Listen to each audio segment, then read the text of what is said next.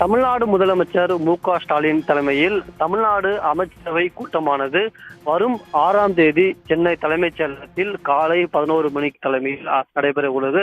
இந்த அமைச்சரவை கூட்டமானது மிகவும் முக்கியத்துவம் வாய்ந்த அமைச்சரவை கூட்டமாக பார்க்கப்படுகிறது.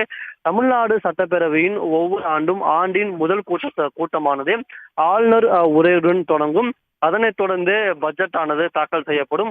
அதன்படி இந்த ஆண்டின் முதல் கூட்டமானது வரும் ஜனவரி 20ஆம் தேதி தொடங்கும் என்று ஏற்கனவே அறிவிக்கப்பட்டுள்ள நிலையில் ஆளுநர் உரையில் இடம்பெற வேண்டிய அம்சங்கள் குறித்து இந்த அமைச்சரவை கூட்டத்தில் விவாதித்து முடிவு எடுக்கப்படும் என்று எதிர்பார்க்கப்படுகிறது. அதன்படி பார்த்தோம் என்றால் ஆளுநர் உரையில் என்னென்ன அம்சங்கள் இடம்பெற வேண்டும் என்பதற்கு இந்த அமைச்சரவை கூட்டத்தில் விவாதித்து முடிவெடுத்து அமைச்சரவை கூட்டத்தில் ஒப்புதல் அளிக்கப்படும் என்று எதிர்பார்க்கப்படுகிறது. இதே போன்று இடைக்கால பட்ஜெட், அதாவது இந்த ஆண்டு தேர்தல் நடைபெற உள்ளதால் இடைக்கால பட்ஜெட் ஆனது தாக்கல் செய்யப்படும் என்று எதிர்பார்க்கப்படுகிறது.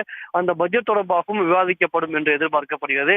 மேலும் தமிழ்நாடு அரசு செயல்படுத்த உள்ள பல்வேறு அதாவது விரைவில் அறிவிக்கப்பட உள்ள பல்வேறு முக்கிய திட்டங்கள் தொடர்பாக கொள்கை முடிவுகளும் எடுக்கப்படும் என்று எதிர்பார்க்கப்படுகிறது. இதே போன்று பல்வேறு தொழில் திட்டங்களுக்கு இந்த அமைச்சரவை கூட்டத்தில் அனுமதி அளிக்கப்படும் என்று எதிர்பார்க்கப்படுகிறது. இதன்படி பார்த்தோம் என்றால் வரும் ஆண்டின் சட்டப்பேரவை ஆண்டின் முதல் கூட்டத்தொடரானது விரைவில் தொடங்க உள்ள நிலையில் இது உள்ளிட்ட பல்வேறு அம்சங்கள் குறித்து விவாதிக்க வரும் 6ஆம் தேதி முதலமைச்சர் மு.க. ஸ்டாலின் தலைமையில் சென்னை தலைமைச் செயலகத்தில் அமைச்சரவை கூட்டமானது நடைபெற உள்ளது.